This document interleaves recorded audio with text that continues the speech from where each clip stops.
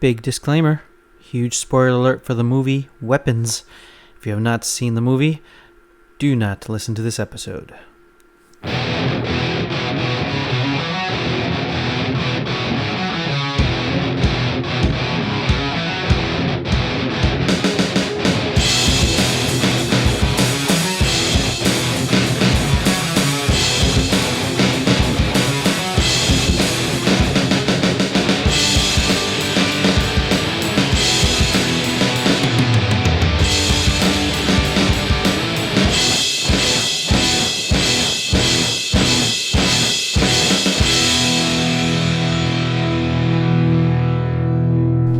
Welcome to a as of yet undetermined little bonus episode of Rebels Without a Pod. The show that dares ask the question, specifically to elementary school teachers, the single kid, horror movie, or like the best day ever. My beloved co-host Naveen and myself have just gotten out of Zach Cregger's 2025 horror release Weapons, starring specifically the Silver Surfer, Wong the Sorcerer, and Thanos. Let me, I know, Naveen, buddy, sound off? The sound off on that? Yeah. On the whole movie? No, just, how you doing? Just doing good. Okay. Before we get into the film. We're excited to talk about the film. I know he's been chomping, ladies and gentlemen, at the bit like the last 20 minutes. There's a very, very brief story that I have to tell ahead of that. We attended my local Las Vegas Cineplex that I am a very frequent customer of. A little local place, very, very affordable. Nice bar right outside the theater. Good sound, good picture. Always sort of curated like lineups and stuff. And this is the thing for me, like living in Las Vegas. I'm there just sort of fairly frequently.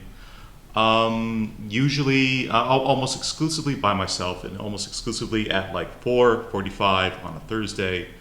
The absolute best time in the continental United States, I feel, to see a film, ideally when no one else the fuck is there.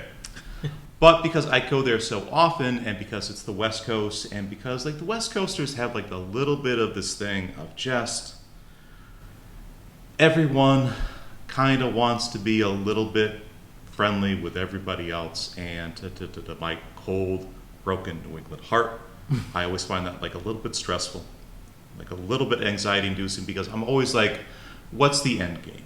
Not even are these other people looking for anything, but how is this going to turn out embarrassing a week, a month, like a year down the line, right? Okay. We go in to my local sort of Cineplex, Naveen and myself. This is a theater I've probably seen hundreds of movies at, like over like the last few years. Like I said, and almost sort of was a weekly sojourn for me. And the bartender there is an extremely friendly Las Vegas local that I really know quite well.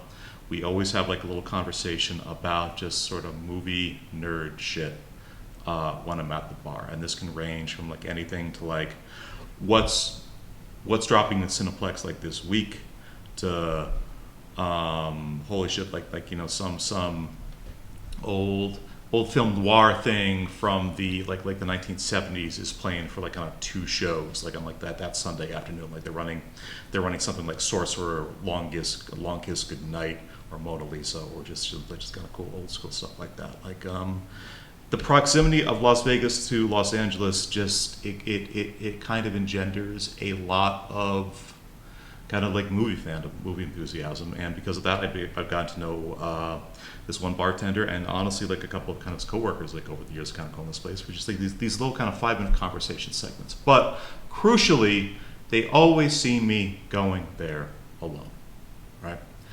My lovely girlfriend Naoko, the two of us went to Sinners together just like a few months ago.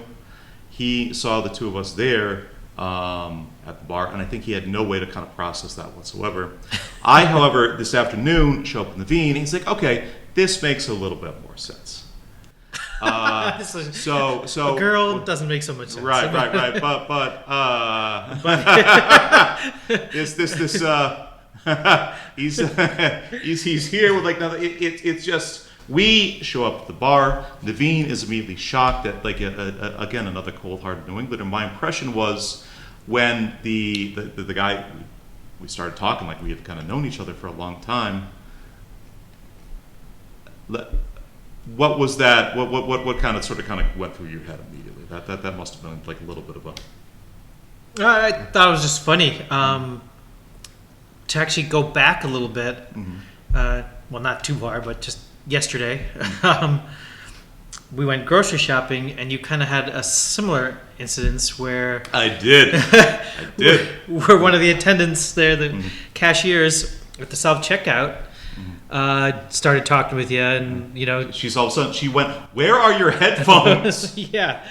This is. I like to do the continental sort of thing of I shop daily at that grocery store. I buy whatever I need for like the next couple of meals, and I'm always wearing my headphones, listening to kind of music, other better, more professional podcasts than ours.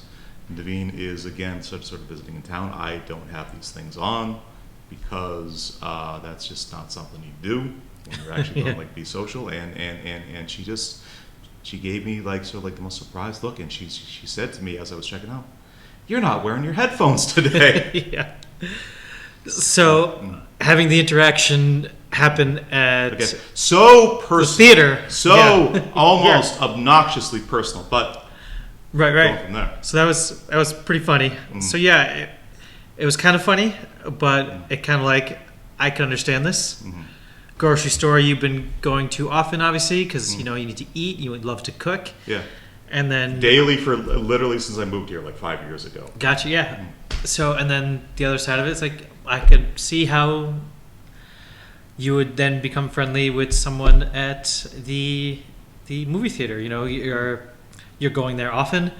There's got to be a chance that eventually you start talking to someone. We both sort of clock each other as kind of movie nerds, like at one point, right? And we always like kind of talk a little bit about sort of like industry stuff. But how did that kind of moment strike you? Because when we first came in, we went to get like popcorn. I went up to get like a delicious frosty Lagunitas IPA, and we didn't even have. He was not even our original bartender. My guy saw me, came over, specifically started pouring my order even before he owned it, and he's like, "Hey, what are you guys here to see tonight?" Right. And I just thought it was funny that basically the thing that went through my head was just the cheers. Norm. It's like, they just know, and he sits down in his spot, and they just pour him a drink. It's not like they have to ask him, "What are you going to have?" It's just right.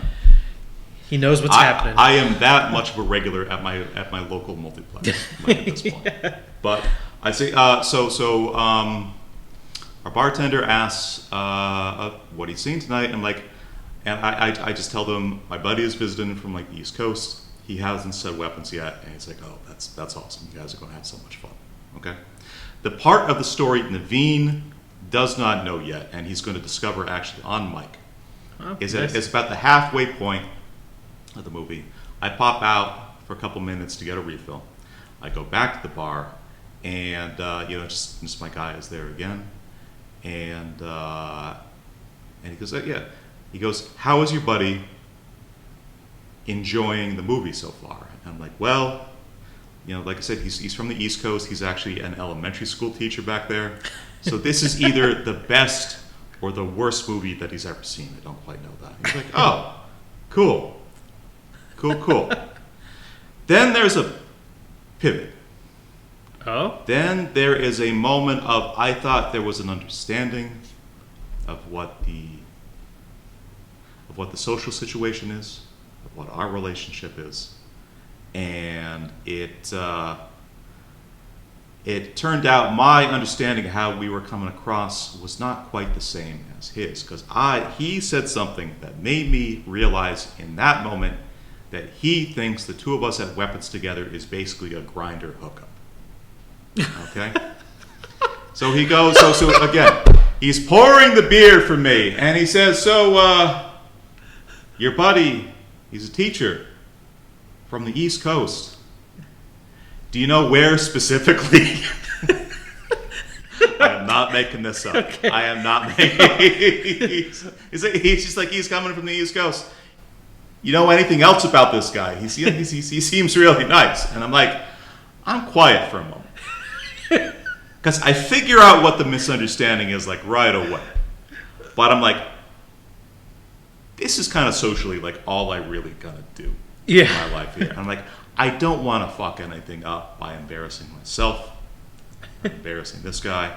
So I'm like, oh, I see what you think this is, and I finally fall back on like with the old Mr. Rogers Sesame Street adage. I'm like, I'm just going to tell this guy the truth. I'm going to be chill about it. I'm like, oh yeah, no, he's from Connecticut. We grew up together. We've been friends for about 30 years. And he goes, he's kind of literally stops pouring the beer for a second. He goes, oh. He said and it that many times. He's kind of like, okay. And then he's there, and then he does this thing which I respected because he's just trying to pivot away from something awkward by just saying something else. But he did honestly what I would have the misfire that he had is the exact misfire I would have had being on the opposite side of that conversation. Been in the exact same situation. He goes, "Oh man, East Coast, huh? Some spooky stuff happens out there." Again, I'm not making any of this. So we're kind of just looking at each other. He hands me the beer, and I'm like, yeah, you know, man. At least we don't have earthquakes. End of interaction. So that was my personal horror movie tonight. Anything to say before we move on to Weapons itself? I don't know what to say. I mean, he saw you with a lady a few months ago, and he sees you here. I guess the only thing... My girlfriend who was Japanese. Yes. Yeah. I guess my only... Then he sees me with you. It's like, this makes more sense. Yeah. My only question is Weapons a grinder thing? Like, how did that connection happen? Like, oh, he's saying Weapons. It must be a grinder hookup. So this is what we're talking about, like a little bit with like Reanimator last night. I kind of mentioned like Hereditary. It's just this I cannot speak to as a member of the I can't speak to this as a gay man, as a member of like the gay community. Like this is something that as well for I would be fascinated to speak to anybody from that community who was always like a big horror fan. But my understanding of kind of gay horror fandom is that there are certain movies that are just adopted by the community because they have certain themes or interpretations or just even just kind of performances that are just like, this one is just kind of one of ours right now. Reanimator was absolutely one of those things in 1985. No kidding. Hereditary by Ari Aster was a absolutely gigantic sort of gay community horror movie when it came out like a few years ago. Weapons, I don't know. Again, okay. just that not being me, that not being my community, I can't speak to like sort of elements of that. But maybe this is a thing kind of tacitly, sort of like implicitly. All fairness, gay men love the shit out of that bartender. Half the time I'm there, he's usually just sort of kind of trading industry information, like gay couples that are like 10, 15 years older than us. So okay.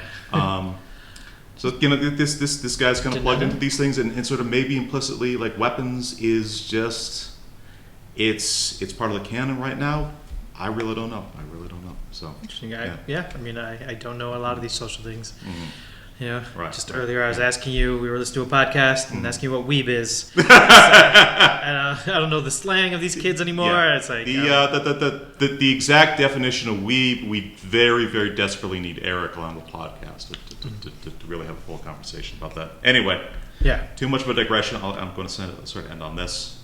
You or any of my other co-hosts under different circumstances where we end up like on a grinder date together to a movie like Weapons, should I be so lucky in my own life. Same here, buddy. Wow. That warms I my mean- heart. Let's get into what I personally consider there were two miracle movies for me like this summer. Superman was the first one, Weapons was the second, but I don't want to kind of put like too much on you. You sat there kind of relatively kind of quietly for the film, and then on like the drive back to the apartment and the little detour we did to kind of get groceries, you were just chomping at the bit the entire time. We made an agreement, stepping out the theater. Yes. Let's not talk about this until we can get on mic, but general impressions. Should we do synopsis and brief first? You know what? I didn't think of any, but if you've got one, go for it. Yeah. Let's talk about let's mess with like the formula a little bit. Let's save synopsis and brief to the end of the record. Let's kind of go into general impressions. Naveen, my friend, how was it like watching Weapons for you? It was interesting. Mm. I'd have to say it was great. I enjoyed it. I had fun with it. It, for the majority of the film, very suspenseful, very thriller-esque, I would say. Mm. Figuring out what's going on, what's happening, how they're going to navigate the whole storyline. I suppose I should say, spoiler alert, you know, probably things will be said. We're Yeah. going to be spoiling the movie in its entirety up to and including like the best ending, maybe in a horror movie this year, going forward from this point. So Yeah, keep going. just throwing that there. So, and I was intrigued by it. You know, I would say it is horror, but it didn't have a lot of that horror aspects in there. It was kind of along the lines of, let's say, the thing that comes to mind would be like Jaws. You know, A slow build. right. Before Yeah. they get to like the scary shit, what is this town? Who are these characters? What is the world that they're kind of stuck and locked into? How is this horrifying thing kind of coming into it and messing everything up? Right. You know, Jaws, you don't really see Jaws, but you see glimpses, see things grow, and it's kind of the same way. It was that slow build, you said, and each of these stories that connect, which was kind of neat, Right. because you've seen that in other types of movies, but not necessarily Not in horrors. horror. Like one of the fascinating things, and it's crazy to me, like this has never been done, is it has a similar structure to Paul Thomas Anderson's Magnolia, where Yes. it's or Kill Bill, or like any of these movies where like kind of like it's like the story moves along, but you have title carded different sections of the movies that follow along from different characters' perspectives that gradually like inch its way forward like towards the conclusion. Magnolia is kind of like the maybe the closest thing to it, and like the thing actually Zach Cregger himself has inspired has kind of cited as a major inspiration of the movie. He has said repeatedly in interviews, which I've listened to a bunch, he's like, why has there never really been a Magnolia horror movie before? That's such an obvious thing. Oh, no kidding. Yeah, I mean, even your bartender buddy there started talking about the whole 217 and things, which got me intrigued because that's obviously, that number is constant throughout this whole movie. Yes. Coming through. So it'd be interesting to kind of delve into it because I know he stopped himself to not give anything away since both of you had seen it, but I hadn't seen it. Yeah. So it'd be interesting to kind of know what that is now. 'Cause Right. Well, like intrigued me more. what that is fundamentally. So the director Zach Cregger, a sketch show I'm not particularly familiar with, like The Whitest Kids You Know. He was a founding member of that comedy troupe, and the supposedly the genesis of this movie was actually the death of his best friend, and and one of the like kind of other founding members of this comedy troupe, and a guy who supposedly like died at like 2:17 this morning. The morning that he passed. He has kind of said in multiple interviews, like writing this script and then making this movie was me trying to deal with the trauma of that, trying to like deal with losing my best friend and just trying to get out of my own fucking head for like a little bit. So that the way that he said he started writing the script was he wrote down 2:17 in the morning, something really crazy happens. Then he had from a dream, like basically the image of like all these children kind of running out of bed, like out in like the streets and disappearing. He started from there, and that was the genesis of the script. So he says that like, you know, this is in a way, this is it's a deeply personal movie, but at the same time not being about the specifics of the driving incident itself. Just it's me being in a very, very dark place, trying to create something to kind of get my head out of it. Mm. Yeah. Well, I mean, it's sad to hear that. I mean, neat what came out of it, but again, sad to hear that you lost someone Absolutely. in that process to come up with something like this. So, yeah, I mean, back to the movie here. It's just again that slow build, Right. and then once It the keeps climactic going, you don't know what's happening the entire time. For a while, you're just like, what is this kind of going to? And I'm curious for you, because for me at the start of the movie, you're like, how are they going to connect any of this together? How is any of this going to pay off without sort of reverting to weird abstract nonsense and not really bothering to explain anything? I don't know if you have like the same kind of experience watching it. when it went through the first two vignettes, I guess you could call them, was it Justine and then The Josh Brolin character. character? I'm blanking on his name. Yeah, Marcus. I want to say Marcus. That feels wrong. Yeah. Josh Brolin doesn't have like Marcus vibes. No, but he's also an actor, so he goes with the name that he gets given. Sure. But those two, I could see how they connect, how it worked out, which was neat. Then it pivoted to, I believe, Paul, the police officer. Yes. Played by Alden Ehrenreich, unrecognizable from his role as a young Han Solo. Yeah. From like the spin-off movie from about a decade ago, which I still maintain I'm a fan of and a defender of. But yeah. No he kidding. became a much more interesting guy after like that didn't quite pan out for him. Right. Yeah. Well, I guess that could be another pod because it didn't. That I don't agree with you on that one. But all right. All right. I don't know about his acting career. I'm not saying that. I don't recall other things I've seen him in, but We're a Solo fan? Was not a Solo fan. Interesting. Okay, Yeah. we can.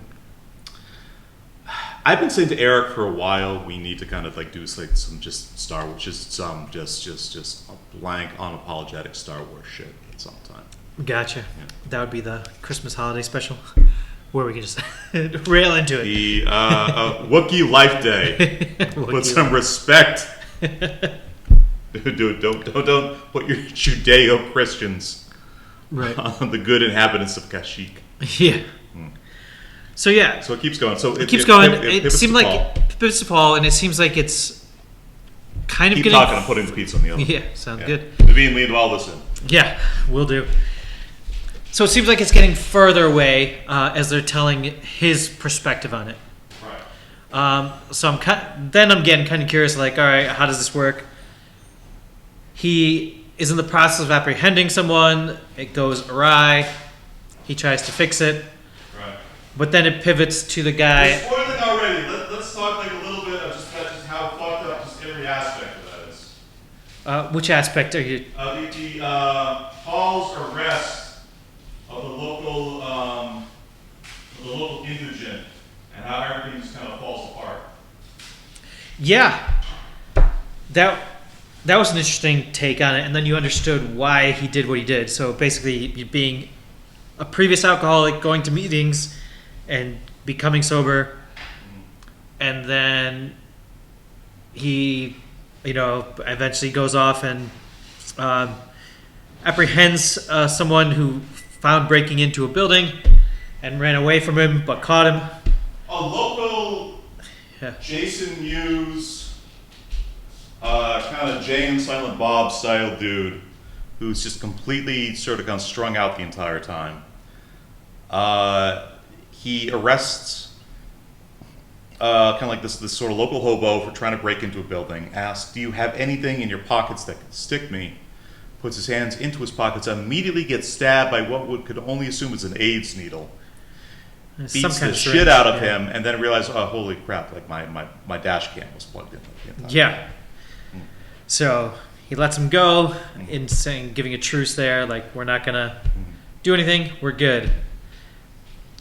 And then, he also tells his officer in charge above him, what happened. Also, his father-in-law. Father-in-law, yeah. Because he did the worst thing maybe for a recovering alcoholic. He got married to June Diane Raphael, Yeah. whose father is like the police chief. Right. But with all that happening, he ends up meeting up with the first character, Justine, and ends up drinking, and then One thing leads to another. cheating on his wife or his fiance. So June Diane Raphael, who I don't know in real life, but is filmed in this movie as being about 7.5 feet tall and very desperate to get pregnant. yes. I mean, if we're talking through like the plot of the movie itself, let's rewind just like a tiny bit for kind of context. Yep. All of this, I mean, this is not even kind of spoiler territory. This is like the brilliance of this movie. It has one of like the best horror trailers I've ever seen. Not just in introducing the concept, the self-discipline of what is shown in the trailer shows only the first 2 minutes maybe of the movie where well, you go ahead and describe it. I mean, I've seen it mentioned in places, and I've heard you mention it, but just basically like the first 2 minutes of camera footage from people's Ring doorbells, camera doorbells, video cameras, or any kind of camera of Naruto style running. Right. Essentially, there was a third grade class at a local elementary school with 18 children. 17 of the 18 children, very randomly, at 2:17 in the morning, all at the same time, wake up, get out of bed, Naruto run out of their parents' houses and fucking disappear into the night, and nobody can actually find where they went. Yeah, or figure out any of that stuff. Yeah. You see it in the trailer, it's the first 2 minutes of the movie, and the hours that follow are just building on what the fuck actually happened. Yeah. Do you know the runtime of this movie? 2 hours and change. Yeah, because I was going to say, it really didn't feel like it. No. It moved, it kept you engaged. Astounding pace. We always talk about that 90-minute mark being the best mark, and which still stand by. But let me supplement that thing to like a very famous quote from Roger Ebert, who would like to say, "No great movie is too long. No terrible movie is short enough." Yeah. Yep, that's a good way to put it. Yeah. Because obviously, being 2 hours and change, it wasn't noticeable. Yes. It moved. It kept you engaged. It kept you surprised. Yeah, and it was great. So Paul's little vignette seemed to stray away from the story. Right. I mean, it was still there, but so the first two vignettes, you have Julia Garner's character, I think, kind of most famous from Ozark, who is the elementary school teacher who shows up and realizes that 17 to 18 children, specifically in her class, were all the ones that disappeared the entire night. All the parents are suspicious of her. Everybody's kind of blaming her. That's the first vignette. The second vignette, Josh Brolin is one of is this parent of one of the students in this class that you sort of that is revealed later was actually the bully to the one surviving class, the one surviving sort of third grade class member. Yeah, and is completely convinced the entire time that Julia Garner had something to do with what actually happened. Yeah, and so those two vignettes are related to the storyline at hand. Paul's storyline just seems peripheral. At first, it absolutely does. Yeah, it just doesn't. He doesn't have any direct connection. He's not directly involved with the investigation. Right. He's in the first vignette. It's revealed that Julia Garner, as an alcoholic, is kind of a shitty elementary school teacher. Frequently oversteps bounds, gets DUIs, except with coworkers. And in the first vignette, you see Julia Garner get traumatized by some just experiences that she has following a anniversary of the disappearance of the children. She calls up Paul. They meet up at a bar. She knows, despite the fact that he's a recovering alcoholic, she just cajoles him into drinking. They end up having sex, and just one thing sort of leads to another after that. Yeah. And then after Paul's vignette, it goes to James, which was the guy that Paul arrested earlier and let go. And just my thinking is, okay, it's kind of deviating, getting further and further until you get to the end of James' little side storyline. Which is literally, I am desperate for heroin. Let me break into this family's house to steal stuff to get heroin. And again, we're really going to be spoiling from like this point on out. So let's just do. He finds the house he breaks into. He finds all the kids standing upright all 17 kids that disappeared, hanging out like in a fucking basement, and like the people living in the house all appearing that they're in some like kind of waking, walking kind of Caribbean zombie coma. Yeah, and maybe it was just because he was high at the time or whatever, but he doesn't deal with it well. Yeah, but he still deals with it because he finds the parents just sitting on the couch, does anything he can to wake them up, nothing happening. Right. And then he's like, whatever, and he continues. What was the DVD that he was about to steal before he realized the zombie parents were there? Willow. Willow. And I was like, that's awesome. This is why every horror director going forward should have some comedy experience, because it is Zach Cregger, Jordan Peele. To me, this is just horror's best flavor at the end of the day. Like the shit that can be truly funny, like in its worst and kind of darkest moments. Right. Yeah.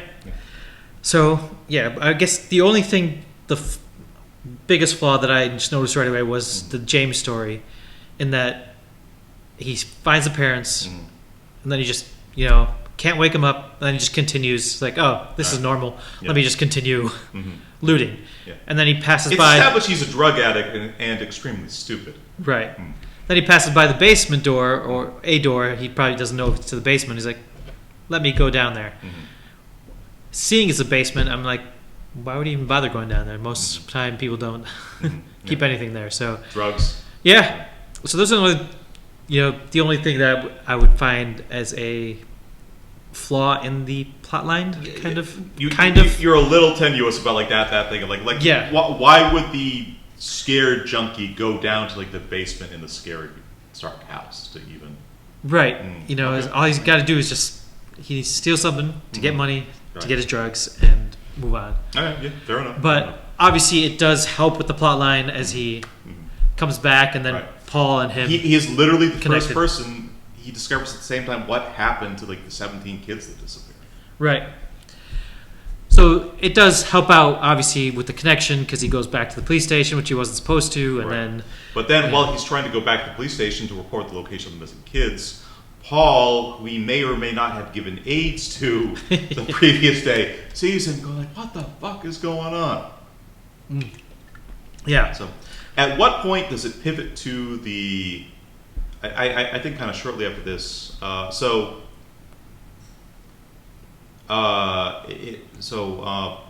His remaining story, he's in the woods, he tries to go back to his tent. He sees a very, very scary lady just sitting there in like the woods kind of waving at him. He thinks the scary lady is trying to break into his tent. He stabs through like the tent door, what he thinks is a scary lady, but ends up stabbing the cop in the face. So now 4 times, because he had 3 needles this time. Right. So it's now 4 times total being stabbed. He definitely has AIDS at this point. Or some kind of... And then from there, we pivot to the school principal. Now, do we? You've seen it a couple times. Yeah. Or does it finish up at the house? It finishes the cop... They go to the house, don't they? They go to the house. The cop steps in the house. The hobo ends up there for like hours and hours. Nighttime.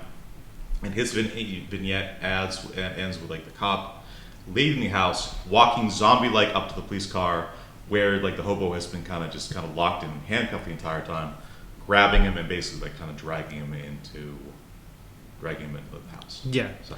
So overall, that was kind of neat, because they did, Justine and Marcus did their stories, And then at the end of Marcus's story is how the connection between Right. Justine and Marcus happened. So let's sort of clarify that like the way that the end that I think Marcus' story ends is that he confronts Justine at a gas station. Yes. Okay. Yep. I'm gonna take the pizza out. Naveen, leave all this in. Yep. So he confronts Justine at the gas station, and then you do. But he still thinks at this point, this fucking lady, like this, Yeah. this is an elementary school teacher. The, She must know something. yeah, the elementary teacher must know something. And in that moment, though, we do have a glimpse of this whole horror idea when all of a sudden the elementary school principal comes running out Naruto style with his face all fucked up. Yeah. With his face all white pupil and terrifying. Apropos on nothing. It's a scene between Julie Garner and Josh Brolin, and all of a sudden Benedict Wong comes around, looking like he's coming out of Dawn of the Dead. Yeah. And he immediately jumps on the two of them, and then we cut to like the next bit. Yeah. Right. Yeah, a couple little scuffles, but it wasn't done. It was not. No, it was not. They did not finish that vignette there. And then you go into the Paul and James, and they, obviously they connect those two guys together and the storyline. But then it comes by the back, end of James. What I'm curious at this point. So I think at this point, and if we miss a couple crucial details like the vignettes, that's okay. But the vignette then pivots to Benedict Wong character, who is the elementary school administrator. As somebody who's worked in education for like a long time, I feel like there's a recurring theme in this movie of people that are like adults who have public service jobs that are either held down by the bullshit of the job or able to continually do the job despite their bullshit. I feel like Julie Garner should not be educating children. Alden Ehrenreich, like his cop character, recovering alcoholic, violent tendencies, not particularly smart, should not be like a police officer. How did you feel about like the Benedict Wong depiction as a school administrator who just seems to be constantly talking to my impression as a guy outside the educational world? This is a guy who seemed to just be more about politics, more about pleasing parents, be more about how he's represented the community, more about kind of saving his own ass and reputation at the end of the day, than a intelligent guy with sort of kind of useful perspective on things. But what did you think about like his character and like how that type of person was how that type of person was actually portrayed by the actor? I'm gonna have to say, no comment on this. No comment. We'll save it for the Patreon. Okay. So as to make sure I keep my job. The juicy shit is truly behind the paywall. Yeah. Naveen, keep all this in. Yeah, no. Right. But I don't know how to put it delicately enough to to sort of risk. All right. No, if it gets back to my job somehow. Right. Being an elementary school I will teacher. say this. I will say this on your behalf. Like, and I will truly. I will not borrow. I'm not pulling this from anything. You've talked about sort of current professional. Looking back to my own high school, those motherfuckers were legion of like just politicians, people that said everything but meant nothing at the same time. Gotcha. Yeah. Overall, the portrayal was good. I mean, without going into too much detail, my thoughts and things and getting it too on my soapbox about some of that stuff. He was a believable archetype for like a guy that was never really going to fix anything. Like at the end of the day, a guy that was just trying to keep his job. teachers that there fucking, like, because little there's bow tie and like all the shortage of teachers, Uh-huh. but pleasing the parents kind of thing. And it's just that fine line of all of it, right. that they have to walk. Right. But and the important thing about Benedict Wong character is for the first time in the movie, while he and his boyfriend are just having like a lovely afternoon at their home. Oh no, so They're grocery shopping. Yeah. So their vignette starts with grocery shopping. Julia Garner calling him up and be like, "You need to check in on what's happening at the one surviving kid Alex's house because there's something very bizarre, very kind of creepy kind of going in." And at no point, at no point does he reflect any actual concern, any grounded, rational concern for the welfare of the child. He's just like, "You should not be doing this as a parent. You should not be doing this as a teacher. This is going to look like really bad." And the only thing that sort of motivates him to take any action is just her saying, "Well, if you're not going to be involved at all, the next level is Child Protective Services." It's like, okay, I'll reach out. I'll see if we can get like as a mother and father for like a welfare check. You take it from here. So it comes to his office the next day, and we are finally introduced to a character we've only sort of seen in flashes. Watching this movie a second time, you realize she literally appears in back profile during the introductory speech by like the little girl in the first 20 seconds of the movie. You actually sort of see when it cuts to Alex, like the camera comes in behind on Alex while he's being questioned by the police. You actually see Gladys like kind of sit to one side, but this woman comes in. Yeah, and you've gotten glimpses of her actually throughout all the vignettes, either through dreams the others have had, or I guess drug-induced daydreams, waking dreams for It's not James. clear, but like this what you see this orange-haired, messily maked up old woman appear as a nightmare figure at least once to every other character in the vignettes, like leading up to this. It kind of reminded me of the original movie adaptation of It, where I was just going to say it's such a Pennywise detail. Yes, this otherworldly nightmare creature sort of shows up to all the other kind of children of Derry. Yeah, and you just get little glimpses, and of course, it's a clown in It. Right. So makeup but and all it's hair. basically an old woman in essentially clown makeup and a clown wig. Yeah, and weapons. just brightly colored clothing. Yeah. Very eccentric. So yeah, you get to see that, and you helped me out with that because I'm like, I kept thinking Frances McDormand for some reason because I guess it's back Frances in the day. McDormand and Jason. The I get actress is confused actually between Amy Madigan. You look at her IMDb, most famous for playing Kevin Costner's wife in Field of Dreams. Right. Yeah. One of the most patient and supportive. Loving, caring. Yeah, right. Well, yeah, until you get that's to in 2025. Different world. Right. And of course, as any, I guess, villain or antagonist, I guess, they first come across as sweet and caring, which, But to the audience, also at the same time, obviously fucking insane. Yes. Obviously. And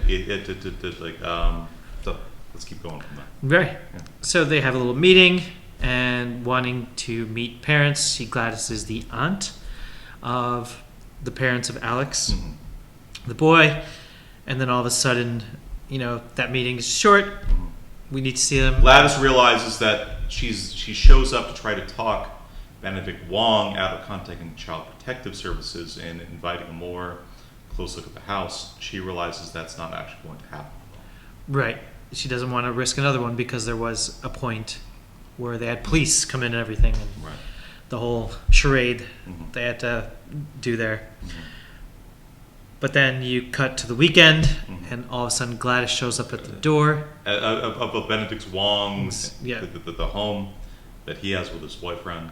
Having a lovely lunch, I suppose, of 6 they're hot dogs. They're wearing kind of complimentary Steamboat Willie Mickey Mouse t-shirts. I think his partner had a Minnie Mouse Oh, teacher. he had a Minnie. Okay. I think I saw the bow. I think it was Minnie Mouse. But yeah, All right. Mickey Mouse T-shirts, zip-up hoodies, sweats, and In fairness, they were being comfy. They were going to go to the new great gay horror movie, Weapons. Like Weapons, later on that yes. night. Right. But yeah, the one thing that caught my eye was just funny was just either it was lunch or dinner or whatever it was, and it was like 6 hot dogs, carrots, and dip. That's apparently a reference to a Whitest Kids You Know sketch that Zach Cregger's deceased teammate from like that sketch team like actually wrote at some point. It's a little personal shout out, I guess. Gotta check out. See if I can find that sketch. But it was just funny. I'm like, hot dogs? There's something about 7 6 hot of them. dogs specifically. 7 hot dogs. Right. Just funny. But anyways, Gladys. It's real inside baseball. Yeah. Gladys shows up. Shows up saying she had Wong to run is there. immediately like, get this woman the fuck away from the house. But her boyfriend is curious and also very, very entertained. Yes. Yeah. And invites her in for some water, and then that's where you get to see a glimpse and start understanding what's going on, what's happening, right, and how Wong gets weaponized, and gets all the big red swollen face. Do we want to kind of stop like the plot descriptions at this point? Pizza's ready to go.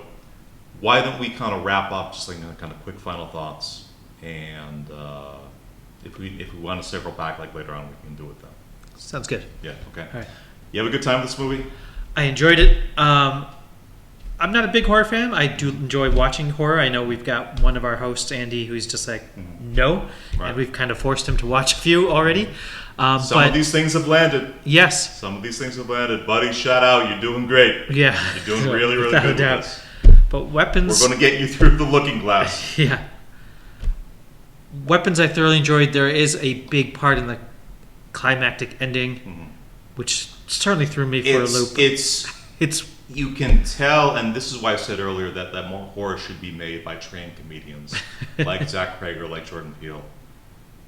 It's when it's funny, it's so fucking funny. We haven't even got like the fight Josh Brolin has with the homeless guy towards the end of it. That's probably the hardest I saw you laugh like the entire time. Yeah, that was good. Yeah. So we're coming back.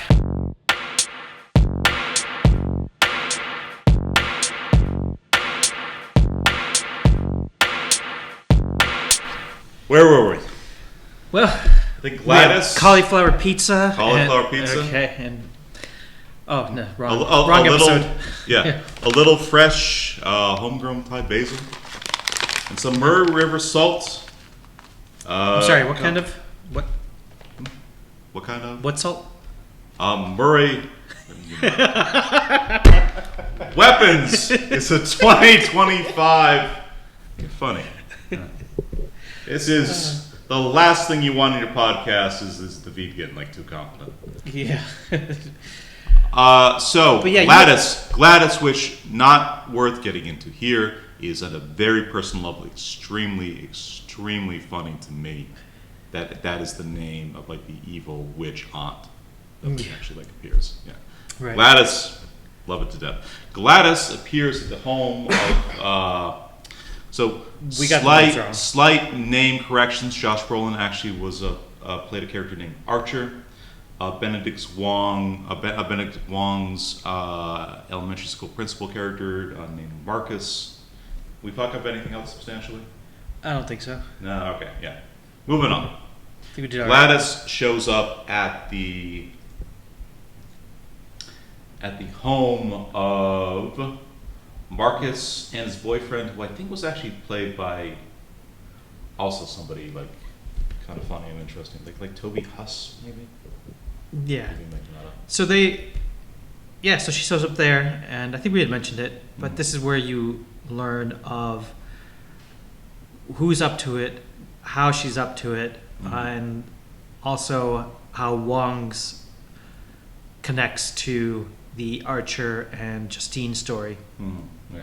But putting The that together. very short version is Alex's aunt maybe is actually a witch. Right. But this is the scene where it is fully revealed and confirmed. The hallucinogenic, Pennywise adjacent, clown makeup clad old woman who's been appearing in a hallucination in every segment leading up to this actually shows up at Marcus's apartment. Does some weird magic with like a spiky twig and some hair and a bowl of water and like a little tiny bell, and then basically from there gets Marcus to headbutt his boyfriend to death. Yes. So you learn how Marcus gets the big swollen red face, and then The crazy eyes. and then does why ends up doing the Naruto run towards Justine, the Julia Garner character. Right. And then Basically ends up like a this is why in the first or second segment she is attacked by Benedict Wong at the gas station right at the end of things. Him running like the children are, him having a crazy zombie face like the entire time. Yep. This, you 6 segments into the movie at this point, but this actually sort of sets up this woman, this crazy clown lady who everybody else has been hallucinating. It establishes A, she is Alex's aunt, and B, she has some level of very kind of witchy coded power, like over other people. Right. And then, of course, it finishes up the Archer Justine vignette connection with Wong, because that's where we ended, I think, Archer's little storyline. And you finish out the play and what happens with Wong. So that ends. Archer tries to stop Wong a couple more times. Justine jumps back into her RAV4, starts speeding away from Wong. Wong Not a continues sponsor. to chase, not a sponsor. Just like we just look, that was a great car. Marcus continues to chase after Justine and is just mowed down in traffic by some like rando. Yes, Benedict Wong's character is mowed down. Yeah. And quite gruesome as well. That was also didn't understand how... It was just gore for the sake of gore. I think it was, because it was his head just all over the place, but yet his body seemed perfectly intact. Was there anything else in that vignette, or do we go right to Alex from there? I think from there Okay. it goes Right. straight to Alex. So and this then, this goes to Alex again, like out of the 18 original classmates in Justine's third grade class, the one remaining one. We cut to him, and we get the full backstory of just what happened, basically for everything leading up to what's been like depicted in like the previous vignettes. So, happy you take point. Yeah. So we get to meet, the parents of Alex, and that... Just kind of chill people. Right. And Alex, you sort of see just a sweet, kind of shy kid, sort of hanging out, loves his parents, just not smart, not super aggressive, just kind of like a chill little dude hanging out. And the whole thing starts with him going to elementary school and being like, "Why is our Aunt Gladys coming to live with us?"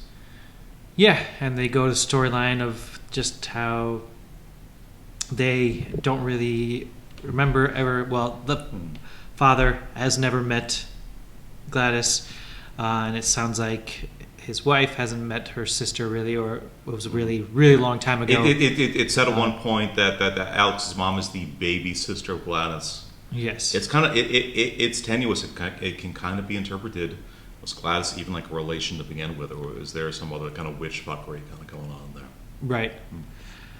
Yeah, and then just a regular, day in life of a happy family. Goes to bed, and then Gladys wakes up very early. Realizes that Gladys has showed up late. She's bringing in a giant, thorny, spiky tree. Kid goes into school the next day with his dad. Comes home the following evening, and basically his mother and father are both in waking comas. Yeah, had to walk home because father didn't come pick him up. Yep. And that's where we find out the witchcraft thing starts. Gladys starts using Alex to be cool, but it seems like as well that and then she's like, "Don't tell anybody about your mother and father." There's some element not fully explained, but kind of implicitly, Gladys is dying, probably from some form of cancer, someone else, and she has to keep other people in zombie states to kind of draw their life energy out. Yeah, I was going to say there's something with the witchcraft kind of where their souls or whatever, soul sucker kind of horror type aspect to keep her living. It's not completely explained, I think, really to the advantage of like the movie. Right. It's just this lady needs people kind of under her thrall to keep whatever is killing, whatever disease, whatever thing is kind of taking her out, to kind of keep stuff at bay for like a little bit. Right. And she ends up needing more and more. But it's also interesting that it doesn't really, either it does it really long time, they don't explain it, or it doesn't do it at all, like actually kills the people as they nourish her. I respect like the movie, just the discipline in the movie, just being like, we're not even going to explain like this part of it, like just assume that she's got some evil witch fuckery that is somehow keep feeding off like people like that she's enchanted. It somehow keeps her alive, but it's a movie that it's a thematic element that they do not need to explain, and they don't feel that they actually have to at all. Yeah. While I kind of questioned it, it kind of did go away. That needing to know what it was, and just kept on with the movie. Vibes. Trust that it's vibes. Yeah. Meanwhile, the gaslight, the best performances I think of the movie between Amy Madigan playing Gladys and young Alex, a truly terrifying old woman scaring the absolute Jesus out of a little boy. Every interaction, every conversation that they have is just terrifying. Yeah. Yeah. I would agree. Of her being like, yeah, don't fuck with me on this. Yeah, pretty much. She's like, I can make your parents hurt themselves. I can make your parents hurt each other. I can make your parents eat each other if I really decide to. And God, just one of the most chilling things I think I've kind of seen like in movies like this. Yeah. Although I think there were some people in our theater that when she said I can make them eat each other, laughed it off. Yeah. But it's funny because like, what the fuck else do you do? When you hear something like that? How it's just scare the child into doing your whatever you need to. It's interesting to me because it's kind of depicted that Alex and Gladys are in like a certain way the only two legitimately intelligent, self-aware people I think like in this entire movie. Because everybody else in the film is very fucked up and very myopic and like limited, yes, one way or the other. Right. Yeah. So we get through Alex's story. We find out what's actually going on, who's pulling the strings. I mean, you did get that in Marcus's vignette, but you get more of an in-depth of what's happening, what's going on, and then you become why the kids were all summoned there, and basically. Now all the stories have connected. Everything kind of coalesces at this point. Gladys comes downstairs. She tells to Alec, "Pack your shit. We're leaving in the morning." She realizes that I've kind of taken too many souls, too many people already. She's got the 17 kids in the basement.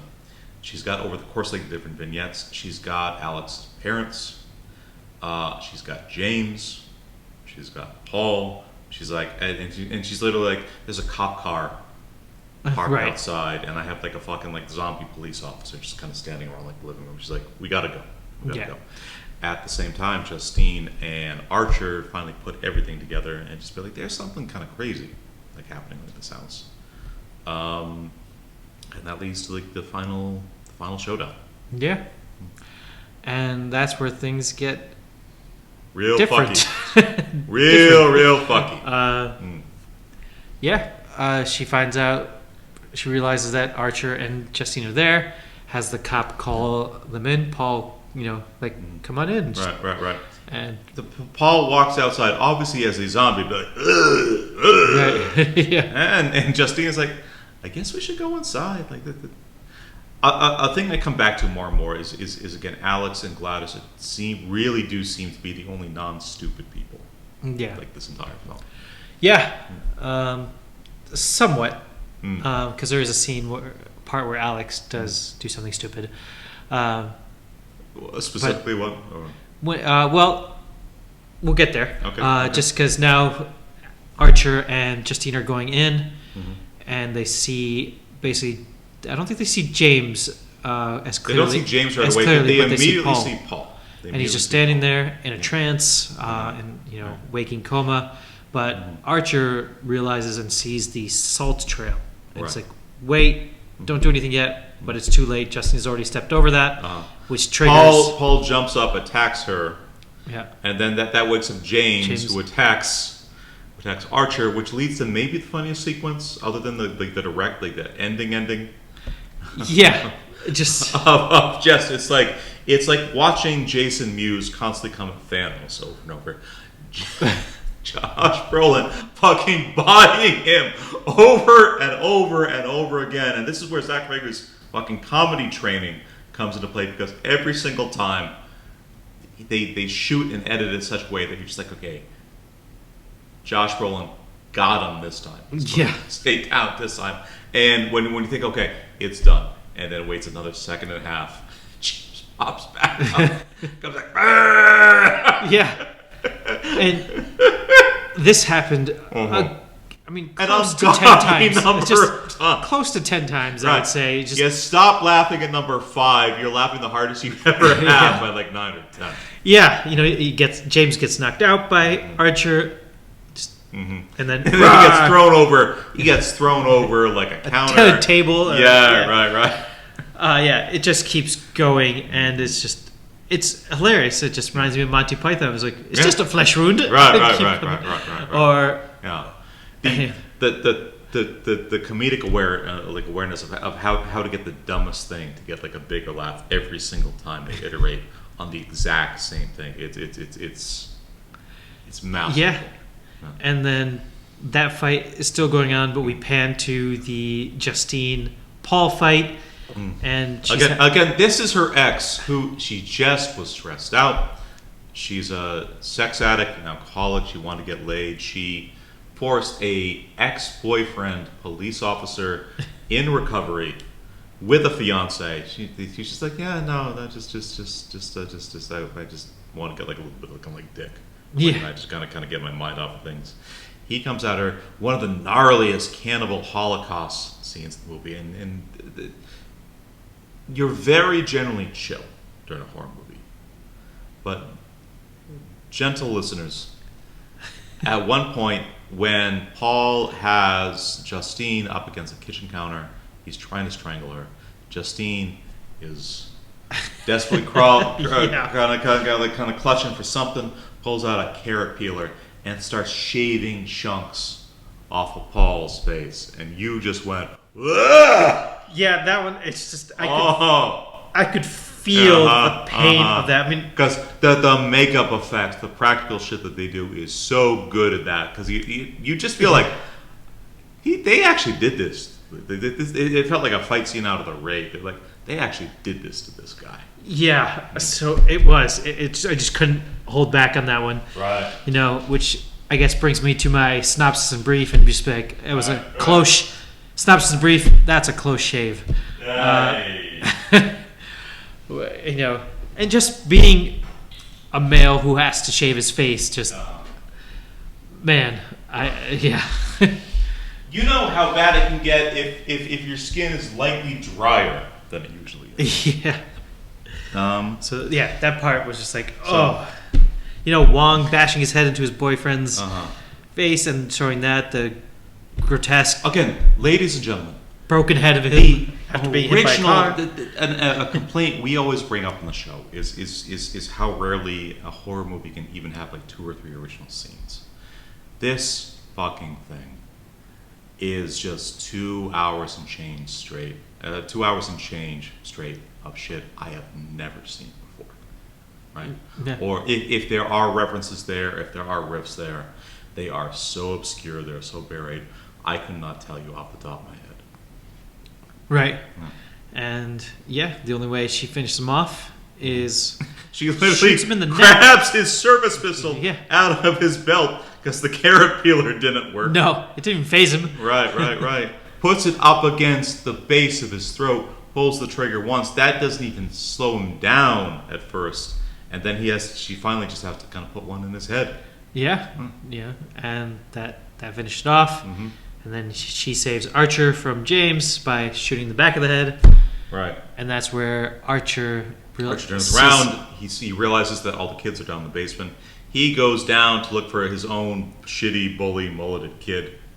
Gets attacked by Gladys and possessed by Gladys. He goes back upstairs, and like and this is like the high testosterone aggro dad that's been established as like the primary alpha male of the movie the entire time. He just goes back upstairs after he's been like possessed by Gladys, not even explain one of the best jump scares of the movie. A thing I specifically, we will circle back to this, instructed Eric that if he and Andy end up watching this thing, I have given, without spoilers, Eric specific scene contextual clues.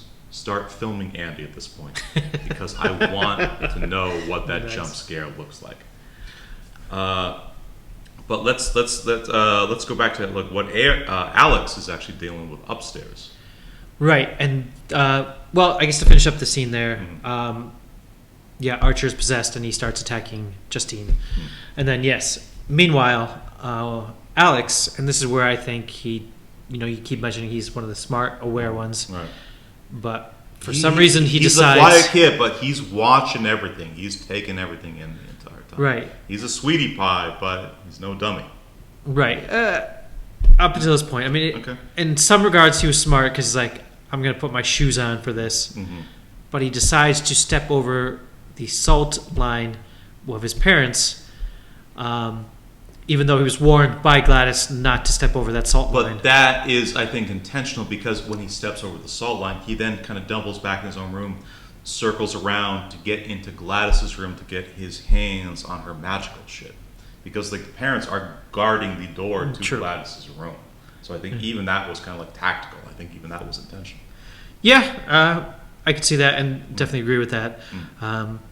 But I guess not knowing what would happen, it being him being a kid and these two adults that are stronger and faster and but hopefully being able to do. I think when and maybe this is something that's more obvious like the second time, but kind of like take another pass at the movie, you see Alex very, very carefully watching and taking in every single thing that Gladys does. So I think his zombie parents are guarding the door to Gladys's room. It's guarded by the salt ring. He's like, I don't know how and he's like, I think I know how to actually use her tree branches and kind of locks of hair to kind of do some witch shit myself. The parents are guarding the room directly, but because Gladys is just like a newcomer to the house, he kind of knows, well, I can trigger them, I can get them to chase me, but I can kind of circle around it like a little bit to actually to kind of get in the room where like all that stuff is like actually stored. Right, and then use the magic against Gladys. Yeah. So I mean, definitely thought out, but again, not knowing the exact thing that parents would do. Right. Stepping over there. Maybe a dumb move. But he's never seen the salt at that point, but he, like the grandma, the Gladys at one point kind of tells him, "Don't step over the salt." Yeah. His parents are like physically standing right there. He's like, maybe the takeaway we're supposed to have is like he's a smart enough kid to be like, well, if I step over the salt, they're going to go all sort of like a kind of 28 days later zombie like on me, like the way I've kind of seen like these people kind of did previously. Right. And then, of course... there are, but there is a certain amount of suspension of disbelief. And I think it's a kind of thing that maybe made more sense. Like, I come back to, like, the final fight scene in The Road Warrior where things just, despite, like, the level of talent kind of thing, the last few minutes, like, the final kind of road fight doesn't make a lot of sense in the kind of the same thing. You get the sense of, like, the director and the editor knows what they were trying to do, but it may take a couple passes for like all that to kind of really come together. Yeah, maybe that makes I don't know. And of course, there are a couple nods to The Shining in there. Well, it's more than a couple nods. It's like parents like literally axing down a door and sticking their face through it and screaming. Right. Yeah, so as we already mentioned, Alex figures it out and does the whole magic thing with the twigs and gets now classmates. He grabs his aunt's wig. Yeah. He knows how all this other shit works. There's some complicated things happening upstairs. Meanwhile, Archer's downstairs strangling Justine to death. The grandma is about to kind of flee the house, kind of go out to like wherever the fuck she's the gonna aunt go. there. Yeah. Right. But he kind of knows something from what he's observed previously, that this is like the stick that controls like the kids in the basement. If I grab a personal item, my grandma's wig or kind of whatever else, I give it like a little bit of my chemical blood, and then I kind of wrap everything together, sort of break the twig. He's observant enough, and like literally his zombie parents are trying to break down the door and kind of kill him this entire time that he's kind of putting this together. Yeah, and then he's. So then, what happens when Alex breaks the twig? And it was just, it was awesome because he's like, all right, he's smart. He gets the kids to go against Gladys. He put everything together mechanically. Yeah, ladies and gentlemen, this was the happiest I saw Naveen like during like the entire. And it was not what I expected. It clearly was not. I just expected Gladys to be killed by the kids and be done. But no, it was extended. Gladys gets a chance. She's like, "Oh crap! Let all I'm in comedy trouble. Directors make horror movies like this." I have to run. I have to get out of here. Because it's not even like she's downstairs watching Archer strangle Justine to death. She hears the bell after he kind of cracks the twig, but she immediately puts everything together, and she's like, "Oh, I'm fucked. Yeah, I'm completely fucked." And here's the rumble of the stairs with the kids, and she's 17 fucking zombie ass children. And she just starts running, and the hilarity begins. And I kid you not, I do not use that word lightly. The hilarity begins. The kids start running. It's maybe the funniest thing I've seen. Couple this year. Kids come out of the door as you'd expect. Right. The rest bust out through the windows. They jump through the windows of all things, and you're like, what? And the whole movie is so tense, so serious, so emotional, and particularly like the Gladys and Alex thing has to be. I really say with kind of like just with no immediate family and like no children, the most terrifying person you can imagine your kid actually talking to. How badly, deeply they are gaslighting, they are fucking with their head, like truly insane scenes, and like the shock and surprise and the breath of fresh air that you know immediately Gladys is fucked. Yes. But watching how it goes down and how crazy, aggressive, fantastic, and no, you think they catch Gladys right away? No, they don't. There is a chase scene, people. Foreplay. There is a chase. There is the single funniest chase scene you've maybe ever seen in your life. Yeah. It keeps surprising you. It keeps getting laughs, and it just keeps going and going. Of these fucking zombie, these turbo zombie kids now finally chasing after like this evil motherfucker who has just been confusing you the first half of the movie and terrifying and infuriating you for like the second half of it. Yeah. And she knows she's a dead woman the entire time. Right. Yeah. You know, you get these little bits of comedy in there with the way the kids run. When not like little bits. Left. It's the funniest thing I've ever seen. Well, I mean, just like throughout the movie, you know, you got the kids running, which is like, why are they running like that? That's funny. You got little bits of levity, the silly things here and there. Archer, James fight scene all where the he keeps James getting back bullshit up. Where he's like the biggest loser ever. Okay, yeah, and he keeps getting back up though after being knocked out. But then this is just complete comedy at its finest. Running through the town. It is not jerking off for a year and then painting a garage. Yeah. To like kind of coin a term. Yeah, exactly. They start running through people's houses, through yards. You get a person mowing the lawn. Right. You see Gladys running behind two houses, and between the two houses, and then all 17 kids, and then quiet chasing after like all it's missing is like fucking yakety sax from like a Benny Hill short from the 70s. Then the kids, and then running through the house. But then the kids finally get their hands on Gladys, and you're like, oh, they're going to cut away, but no. No. No, they do not. They rip that head apart, poke eyes they out. rip. It turns into a 70s Italian cannibal movie. Yeah. And then after you see the head detached from the lower mandible, It breaks the spell on breaks the spell on Alex's parents who are about to just murder him in the bathroom. It breaks the spell on Archer, who's about to completely choke Justine out. Yeah, and it breaks the spell to a point. They are still kind of maybe shock would be the best word at that point. Everybody's comatose at this point. Yeah, they're still comatose, but they're not killing. They're not doing any of that. Right. And then you see Archer come out of the coma because it doesn't break away from the fact he's a dumb aggro dickhead. Even though he's been kind of choking Justine out this entire time, he's a bit like oh, my shitty son, I gotta go find what's kind of going on with him. Right, it doesn't, he doesn't apologize to Justine or anything. Right. It's just he immediately kind of goes running out. Yeah. I gotta go find my son. Let me find my dickhead bully 10-year-old and see if he's okay. Right, and and then that scene even goes on. Like it actually walks you through the trail the kids leave behind of damage, carnage, and which is just kind of funny as well until they find the kids, and that's where the seriousness comes back. Yeah. But at the same time, but Archer there, he just sees his piece of shit son. He's like, "Oh, you're okay." He picks him up, he kind of carries him off, completely ignoring the dismembered, drawn and quartered body of Gladys, just kind of lying there, like Randall's arm lying about 20 feet away from the body. His the way the shot is done.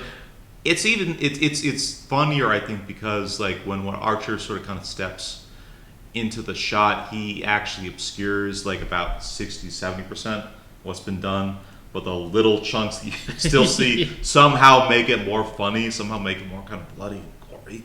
Right. Yeah. And then the narrator comes back in and finishes the narrator off. comes in and he's just like, Alex's parents still aren't talking. Some of those kids talked within a year. Yep, and Alex is now with another sister. Right. But it leaves it open. Yeah. Could there be a sequel? Who the fuck knows? Does Alex take over now as using this witchcraft for his own amusement or what have you? Yeah. Or does that start the cycle because he used this witchcraft? He is now in this position that he has to get these souls to keep himself alive. Yeah. It does a similar thing to kind of just the thing of there could be 10 more movies here, or they could, and it would be great, or they could just stop right the fuck there, and it would also be creepy great and absolutely perfect. So a long way to go, but Naveen, buddy, you have a good time with this one? I enjoyed it thoroughly. Not sure when this episode will be released, but if you can watch in theaters. Go see it in theaters. See this motherfucker on the biggest screen possible. You can. Preferably with a co-host, Andy, and drag him there, lure him with candy, do something else If this episode comes out when it's out of theaters, go see it anyways. How does this rank for summer movies for you? Yeah, Superman was a huge surprise for me. Yes. You can listen to our episode, but in a nutshell, in the past, they were doing great. Henry Cavill, I thought, was great, but then they did him dirty with the way they spun the story and everything. Too much Scientology. Yeah. James Gunn, I think, brought it back to a new light and a different kind of light. So bringing back that character, and I thought it was a delight. Weapons, though, is this tied? Where does this kind of sit as your best of the summer? Is this better than Superman? A little below Superman? Tied for Superman? Is a lot below? Is there other shit you've seen that you've not talked about this summer that maybe you kind of put in between one or the other?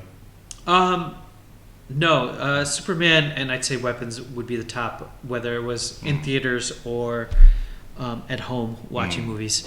Weapons is at the top. I would have to say Weapons would actually beat out Superman for me. Really? Superman was really good. I enjoyed it. My current ranking, Superman is 5, Weapons is 6 for me for this year. Gotcha. Yeah. But yeah, definitely beats out Superman because Interesting. Superman is also one of those movies that's been done a lot. Sure. So it's Sure, kind of sure, like sure. getting another iteration of it. You have to give so much props to just a horror movie that's this original the entire fucking way through. You can compare individual scenes in this film to anything, but this is in aggregate, Weapons is fucking remarkable in its consistent innovation, its consistent originality, when at the top of the pot, I didn't know like our review would be, let's just talk through and recount every single goddamn thing that happened in this movie. But that's kind of the only way to kind of talk about it and review it, because we can't compare this thing through the lens of anything really that's gonna come prior to it. It was It's kind of, a little bit of a homage to a lot of different horror movies too. Yeah, sure. We talked about The Shining, homage to Naruto running. Just so many different things. If we look it up, I would probably bet this is a guy who was within the director is probably within a year of when we were born. I'm actually going to check that. Yeah. Oh, no kidding. But yeah, just to continue on with that, I'm not a big horror buff as it is, and part of that is because I found the horror March of movies, 1981. So there you go. March 19. Yeah. Part of it for me was that I didn't become big into, or I'm not becoming big into it, but I let go of horror movies, I should say, was just because they got to most of them are formulaic, boring. kind of, and boring, and it's not Most fun. of them are kind of the same thing, or just like it's just not a. It just seemed like gore was the best way they could enhance the story, and it was just like, okay, whatever. Right. And this is kind of bringing back to horror movies that horror has always been good, I maintain, but there are years when like the really good stuff is famous and popular in front, etc., and there are years where like the really good stuff is very, very hidden, and you sort of end up being sort of surprised by like when you kind of revisit certain times. Like for me, my girlfriend asked me the other day, she's like, give me your list of horror movies, best ones, 1980 to 1990. Just out of the blue. She was kind of curious if I could come up with a movie every year. 1990 for me, I looked at a list of every horror movie made that year, and I'm like, Frankenhooker. Frankenhooker, no question whatsoever. A movie I only saw like about a month or two ago, strictly because of this podcast. A thing that was so... we talked similarly in kind of Reanimator, but like the not just completely original, but done on a shoestring, and done in a way that had obvious influences, but at the same time brought a completely unique voice to what they were trying to like make and accomplish. Yeah. So, Weapons takes it just because being a horror movie, it kind of bring me back to it. And you had mentioned, I'm blanking on the name, but his previous movie, it's also good. Is that also a horror? Barbarian? Barbarian? You would love Barbarian, dude.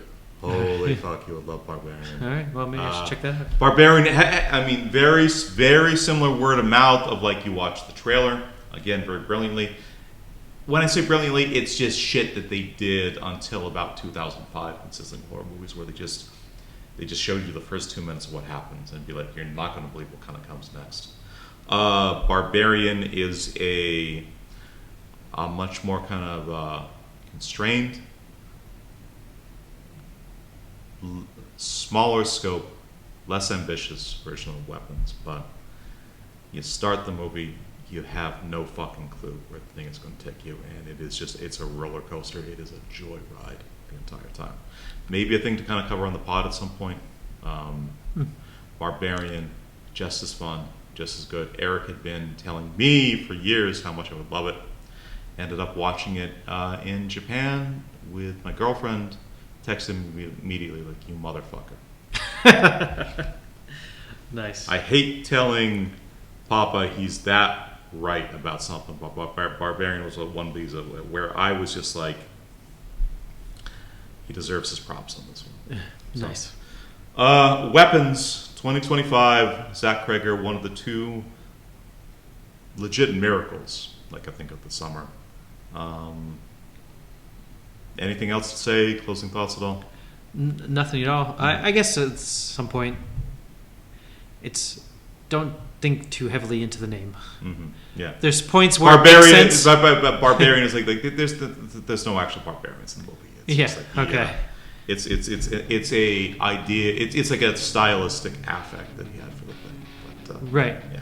So while I guess there were points where Mm-hmm. they were used as weapons, it wasn't. Mm-hmm. That's not the main point. Not really the main yeah. point at all. Some people have kind of tried to classify this as a school shooting movie.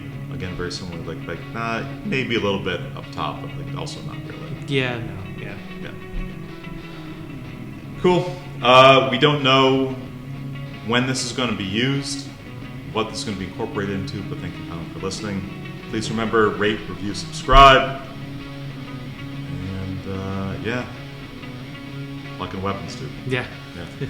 This bump. All right, man. Yeah. Good target. I'm very grateful my grinder date enjoyed it as much as I did. Yeah. Different type of episode, being a kind of a synopsis review of it. Right. Not synopsis in brief. Synopsis in long. Synopsis in length. Yeah. Take care, everybody.